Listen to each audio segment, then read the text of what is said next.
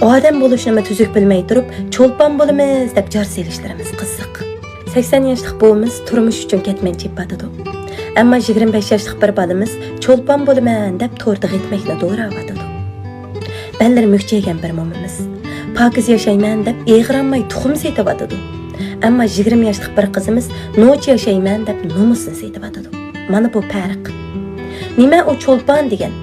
O'zingizmi bilmaydigan, tonimaydigan odamlar uchun ishtalayotgandek yalang'och maydonga chiqishmi yoki o'z jinsingizdan tinib, haqi maymun o'yini qo'yib berishmi? Odam bo'lishni tuzuk bilmay turib, cho'lpon bo'lamiz deb jar selishlarimiz qiziq. Men qarang, ming odamning nomusingizda dafsanda qilish uchun sizga agashganidan, hayolik yuzingizdan ayminib, birma erkakning sizga yomon niyatda bo'lanmasligining o'zi nocha ish. Biz almisaqdan e'tirof qilgan isillarni cho'lpon dedik. Hargizmi poyishini cho'lpon deb asliginimiz yo'q. To'pig'i milansimi erkaklikdan qanmagan yigitlardan aymindik.